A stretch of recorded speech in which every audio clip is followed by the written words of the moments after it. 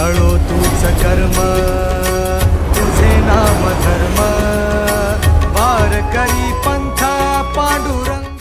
संता पायी माथा ठेविता सद्भावे, संता पायी माथा ठेविता सद्भावे, तेने भेटे देव आपे आप। म्हणून संतासी अखंड भजावे, त्यांचे चरणी भावे लीन सदा। म्हणून संतासी अखंड भजावे, त्यांचे चरणी भावे लीन सदा। संता घरी देव कामधंदा करी, पितांबर धरी वरी छाया। म्हणून संतासी अखंड भजावे, त्यांचे चरणी भावे लीन सदा। नामा म्हणे देव इच्छी संत संग, आम्हा जीवलगा जन्मोजन्मी। म्हणून संतासी अखंड भजावे, त्यांचे चरणी भावे लीन सदा। विठाला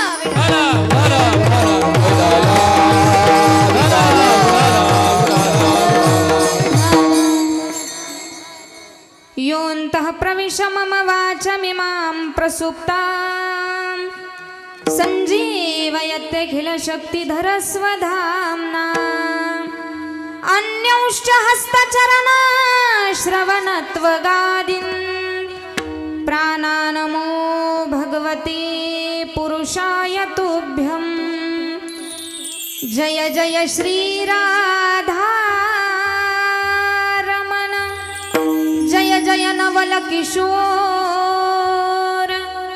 जय गोपी चित्तचोर प्रभु, जय जय माखन चोर। नमो जन्मभूमी जिथे जन्मले मी, नमो कर्मभूमी जिथे वाढले मी, नमो भारत भूमी जिच्या सर्व कामी, झिजो देह माझा प्रभु पाय धोनी। रायगडी मंदिरी वसे माझा राया, चरणी अर्पितो अजन्मही काया। जगदीश्वराशी जोडली ज्याची अजन्म ख्याती, प्रथम वंदितो तुम्हा शिव छत्रपती। जिथे ज्ञान विज्ञान संजीव होते, जिथे योग विद्येस सामर्थ्य येते, जिथे मानवाला मिळे मोक्ष गाथा, तुझ्या पायरीशी सदा नम्र माथा। पांडुरंगा करू प्रथम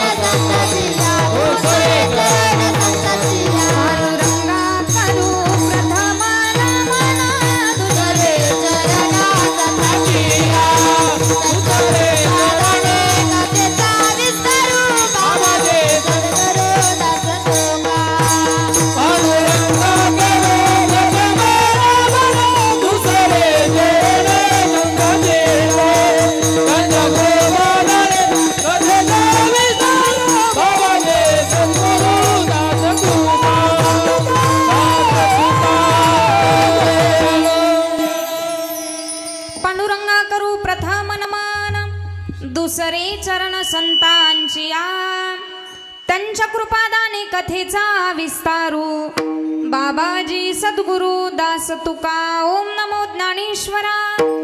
करुणा करा दयाळा तुमचा अनुग्रह लाधलो झालो पावन झालो चराचरी मस्तक हे पायावरी या वारकरी संतांच्या सेवे लागी सेवक झालो तुमच्या लागलो निज चरणा संता पायी माथा ठेविता सद्भावे तेने भेटे देव आपे आप म्हणून संतासी अखंड भजावे त्यांचे चरणी भावे लीन सदा प्रस्तुत प्राप्त प्रसंगी प्राप्त वेळी प्राप्त स्थळी भगवत चिंतना करिता निवडलेला अभंग मुक्त कैवल्य तेजोनिधी ज्ञानियांचे राजे योग्यांची माऊली साधकाचे मायबाप वैष्णवांग्रणी भगवान श्री ज्ञानोबाराया राजे आमच्या गळ्यामध्ये माळ आणि हातामध्ये टाळ असणं हा आमचा परमार्थ आहे,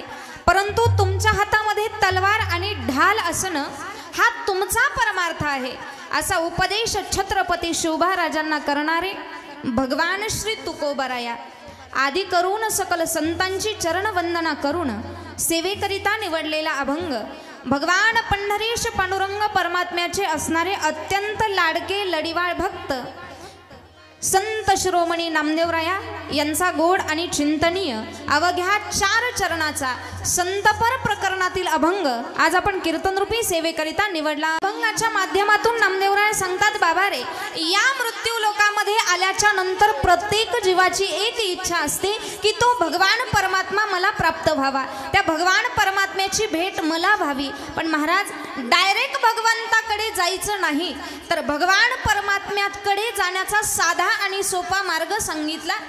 आमचं गर्वानं भरलेलं जे मस्तक आहे, आमचा गर्वानं भरलेला जो माथा आहे, तो सद्भावानं संत महात्म्यांच्या पायावरती टेकवायचा, याचा परिणाम भगवान परमात्मा आम्हाला प्राप्त होईल। ठीक आहे महाराज, संतांच्या पायावरती माथा का टेकवायचा? नामदेवराय अभंगाच्या 3ऱ्या चरणामध्ये सांगतात, संतांच्या पायावरती माथा का टेकवायचा याला कारण सांगितलं। विश्वाच्या मालकानं ज्या संत महात्म्यांच्या घरी कामं करावी, प्रत्येक संतांसाठी माझ्या भगवान परमात्म्यानं काही ना काही कुठल्या ना कुठल्या रूपामध्ये येऊन कामं केलेली आहेत। विश्वाचे मालक ज्या संतांच्या दारात राबतात त्या संत महात्म्यांचा अधिकार फार आगळा वेगळा आहे, म्हणून त्यांचं सदैव भजन करायचं, त्यांचं सदैव चिंतन करायचं। ठीक आहे नामदेवराया, संत महात्म्यांच्या संगतीची इच्छा नामदेवराय म्हणतात आम्ही करावी, यात काय नवल। संत महात्म्यांच्या संगतीची इच्छा जीवानं करावी, यात काय नवल। ज्यानं हे विश्व निर्माण केलं तो अकारण करुणावरुणालय भक्त वत्सल पंढरीश पांडुरंग परमात्मा, ज्या सुखाकारणे देव वेडावला, वैकुंठ सोडोनी संता सदनी राहिला। नामदेवराय म्हणतात जीवानं संतांच्या संगतीची अपेक्षा करावी, यात विशेष काहीच नाही। ज्या भगवान परमात्म्यानं सृष्टीची निर्मिती केली त्यालाही वाटतं आम्ही संत महात्म्यांच्या संगतीमध्ये जावं। हा झाला आपल्या अभंगाचा सरळ सरळ आणि धावता भावार्थ। आता आपल्याला डोकल्या घ्यायला काही हरकत? विठाला विठाला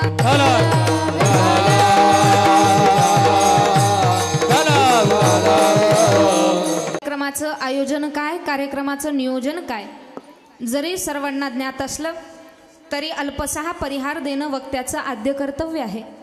तर परात्पर परमेश्वर, परम राज्य, परम रसिक, भक्त वांछल कल्पतरू, भक्त वांछल दीनबंधू भगवान पंढरीश पांडुरंग परमात्म्याच्या कृपेनं गुरुवर्य हरिभक्तपरायण रघुनाथ महाराज उमरेकर, तसेच गुरुवर्य हरिभक्तपरायण विठ्ठल महाराज देशमुख आळंदी यांच्या कृपा आशीर्वादानं आणि हरिभक्तपरायण महंत शंकर भारती महाराज यांच्या मार्गदर्शनाखाली आणि समस्त ग्रामस्थ पारेवाडीकर सर्वांच्या कुशल मार्गदर्शनानं चालू असलेला भव्य दिव्य अखंड हरिनाम सप्ताह, आपल्या सप्ताहाचं वर्ष कितवं? 21वं वर्ष आपल्या सप्ताहाचं आहे। महाराज, कौतुक करावं तेवढं कमी आहे, कारण लॉकडाऊनच्या काळामध्ये सप्ताह भरपूर उभे राहिले, भरपूर सुरू झाले, पण गेले 21 वर्षापासून आपल्या गावामध्ये भव्य दिव्य नाम सोहळा चालू आहे। म्हणजे जवळजवळ एक तप आपल्या सप्ताहाला पूर्ण झालेला आहे आणि पुढच्या वर्षी आपल्या सप्ताहाला 2 तप त्या ठिकाणी पूर्ण होणार आहेत। ज्ञानोबरायांच्या चरणी एकच प्रार्थना करेल, या सप्ताहाची शताब्दी इथं बसलेल्या माणसांच्या हातूनच घडावी, त्यासाठी भगवान परमात्म्यानं सर्वांना उदंड आयुष्य द्यावं, भरभरून संपत्ती द्यावी आणि चांगले विचार द्यावे. अतिशय सुंदर अशा वातावरणामध्ये माझ्याकडे आलेली कीर्तनरूपी सेवा. आजचा आपला सप्ताहाचा दिवस आहे, 3रा दिवस आहे. वारकरी संप्रदायाच्या नियमाप्रमाणे जर विचार केला, सप्ताह आपला 5 दिवसाचा असू द्या, 2.5 दिवसाचा असू द्या, 8 दिवसाचा असू द्या, काही काही ठिकाणी 15 दिवसही सप्ताह होतो. ज्यावेळी सप्ताहाची सुरुवात होते, सप्ताहामध्ये काही नियम सांगितले गेले बघा, काही अटी सांगितल्या गेल्या. ज्यावेळी पहिल्या दिवशीचे कीर्तनकार येतात, त्यांनी नामपर प्रकरणातील अभंग निवडावा असा वारकरी संप्रदायाचा नियम आहे. मध्ये कुठलाही अभंग घेतला तरी चालतो. शेवटचा दिवस चरित्र ते उच्चारावे केले देवे गोकुळी, आणि काल्याच्या अगोदरचा दिवस जागराचा दिवस म्हणजे आम्हाला देवाकडे काहीतरी मागणं मागावं लागतं. पण महाराज आजचा आपला 3रा दिवस आहे. मध्ये वारकरी संप्रदायाच्या नियमानं कुठलाही अभंग घेतला तरी चालतो, पण महाराज संतपर अभंग निवडला याला काही फार मोठं कारण आहे. एकादश स्कंदामध्ये बघा फार सुंदर विषय आलेला आहे. भूतानाम तू देवचरितम सुखाचैच दुःखाचैच सुखाचैव हि साधूनां त्वादृशामच्युतात्मनां. एकादश स्कंदामध्ये गोड विषय आलेला आहे. देवाचं चरित्र या जीवाला सुखालाही कारणीभूत आहे आणि दुःखालाही कारणीभूत आहे. अगदी बारीक आहे का, पण या जगाच्या पाठीवरती संत एकमेव असे आहेत, संतांचं चरित्र जीवाला फक्त आणि फक्त सुखाला कारणीभूत आहे. म्हणून देवाचं चरित्र ऐकण्यापेक्षा माणसानं संत चरित्र ऐकावं. आणि एवढ्या पवित्र प्रांगणामध्ये, प्रांगण अतिशय पवित्र आहे महाराज. ज्यांनी जगाला भक्ती मार्ग शिकवला, भक्ती मार्ग, भक्ती कशी करावी ज्यांच्याकडे बघून आम्हाला कळतं. बिभीषणानं भर दरबारात प्रश्न विचारला, का रे तू तर म्हणतो तुझ्या रोमात देवाची मूर्ती आहे, दाखव आम्हाला. भगवान परमात्मा तुझ्या अंतकरणामध्ये राहतात की काय? प्रांगणामध्ये सांगते मी, ऐका. त्यावेळी हनुमंतरायांनी मागचा पुढचा विचार केला नाही आणि बिभीषणाला नव्हे तर संपूर्ण सभा बसलेली आहे, त्या सभेला एक दृश्य दाखवून दिलं बघा. श्रीराम जानकी बैठे हैं मेरी सीने में, श्रीराम जानकी बैठे हैं मेरे सीने में, श्रीराम जानकी बैठे मेरे सीने में, श्रीराम जानकी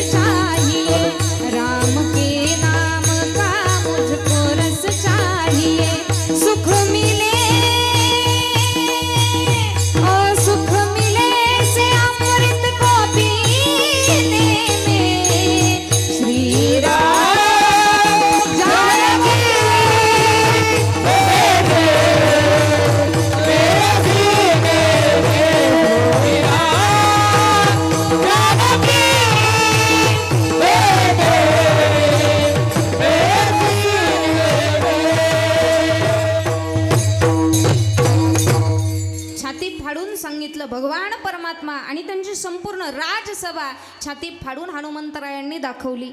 ज्यांनी 1 नंबरचा भक्ती मार्ग स्वीकारला, भक्तांच्या यादीत ज्यांचं 1 नंबरला नाव आहे महाराज, त्यांच्या पवित्र प्रांगणामध्ये आम्ही बसलेलो आहोत. कीर्तनाला बसल्याच्या नंतर माझी एक विनंती आहे, माणसानं कीर्तनात बसल्याच्या नंतर तरी असं फ्रेश बसावं, फ्रेश बसावं. काही टेन्शन आहे का तुम्हाला?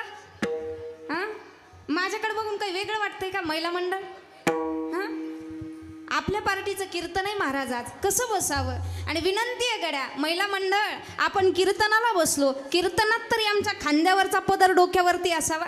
असू द्या, आता ना घेऊ. उद्यापासून बघता येईल नाही का महाराज. टेन्शन मध्ये अजिबात बसायचं नाही. माझ्याकडे बघून काही वेगळं वाटतंय का काका? फ्रेश वाटतंय ना? आणि तुमच्याकडे बघून असं वाटतंय आता एकेकाला असं एक सलाईन दिलंय आणि ते काढून माझ्या समोर असे आणून बसवलेत. ताड बसा आणि सर्वांगाचे कान करून सेवा श्रवण करा. विठाल विठाल. कारण एवढ्या पवित्र वातावरणामध्ये कथा कीर्तन प्रवचन आम्ही श्रवण करतोय. खऱ्या अर्थानं आमचं काहीतरी मोठं भाग्य आहे महाराज. कीर्तन प्रवचन या गोष्टी कुणाच्याही कानावरती पडत नाही. महाराज म्हणतात अनंत जन्मीचे सुकृत पदरी त्याचे मुखी हरी पैठा होय. भगवंताचं नाम मुखात येण्यासाठी कोट्यवधी जन्माचं पुण्य लागतं तेव्हा माणूस कीर्तनामध्ये येऊन बसतो. पण काही लोक असे असतात महाराज ज्यांना कथा कीर्तन प्रवचन याचा काही संदर्भच लागत नाही, काहीच कळत नाही. 1-2 महिन्यापूर्वी काय झालं, सांगली कोल्हापूर भागात एकानं माझं कीर्तन घेतलं काका. आणि कीर्तन असं वर्ष श्राद्धाचं कीर्तन घेतलं. म्हणजे ताई तुमचं कीर्तन ठेवायचंय. मी तारीख लिहून घेतली आणि त्यानं सांगितलं ताई तुमचा असा पोस्टर बनवायचा आहे, म्हटले बॅनर बनवायचंय, तुमचं नाव आणि फोटो तेवढा मला पाठवून द्या. आता मी व्हॉट्सअपला माझं नाव पाठवलं, भाषा कळतील सगळ्यांना, माझं नाव पाठवलं, माझा फोटो पाठवला आणि त्या पठ्ठ्यानं असा मोठा बॅनर तयार केला. प्रत्येक चौकात मोठा बॅनर लावला आणि त्या बॅनरवरती त्यानं माझं नाव टाकलं. महाराज उद्या ठीक 10:30 ते 12:30 या वेळेत आपल्या गावात हरिभक्त परायण युवा कीर्तनकार वैकुंठवासी प्रांजलताई जाधव यांचं जाहीर हरी कीर्तन होणार आहे. ते पोस्टर मला असं पाठवलं. मी व्हॉट्सअपला बघितलं आणि सगळ्यात अगोदर आरशासमोर गेले आणि स्वतःलाच बघितलं. महाराज मी तर अजून इथंच आहे आणि माझ्या नावासमोर असं वैकुंठवासी नाव टाकलं. त्यांना फोन केला, का हो काका माझं नाव असं का टाकलं? म्हणे ताई तुम्ही अगोदर इथं या, इथं आल्याच्या नंतर मी तुम्हाला सांगतो. ठीक आहे म्हटलं. मी कार्यक्रमाला गेले, कार्यक्रम सुरू करायचा होता, त्यांना जवळ बोलवलं. का हो काका माझं नाव असं डायरेक्ट वैकुंठवासी का टाकलं? म्हणे ताई तुम्ही अगोदर कीर्तन सुरू करा मग तुम्हाला सांगतो. आपल्या पुढचं होतं जरा ते. मी कीर्तन सुरू केलं. माझं कीर्तन अतिशय रंगात आलं आणि चालू कीर्तनामध्ये मी प्रमाण म्हणले, आम्ही वैकुंठवासी आलो याची कारणासी. आम्ही वैकुंठवासी आलो याची कारणाशी. थांबा म्हटले ताई एवढंच ऐकलं होतं तुमचं. आम्ही वैकुंठवासी आलो याची कारणाशी. मला वाटलं महाराज काय वैकुंठावरूनच कीर्तनाला यायचे की काय, म्हणून तुमच्या नावासमोर असं वैकुंठवासी नाव टाकलं. याला म्हणतात तुका म्हणे ऐसी बुद्धी ज्याची जड आणि त्याहुनी दगड बरे देवा. दगड बरे अशा माणसांपेक्षा. पण एक सांगू, दगड बुद्धीच्या माणसालाही ज्ञानाचा पाझर फोडण्याची ताकद ज्ञानेश्वरीमध्ये आहे. दगड बुद्धीच्या माणसालाही ज्ञानाचा पाझर फोडण्याची ताकद गाथ्यामध्ये आहे, हरिपाठामध्ये आहे. महाराज आम्ही काही दगड बुद्धीचे नाही गड्या. वर्षाचे 365 दिवस आम्हाला संसारामध्ये व्यतीत करायचे. मिळालेला नरदेह थोडा तरी परमार्थामध्ये खर्च व्हावा या न्यायानं तरी माणसानं कीर्तन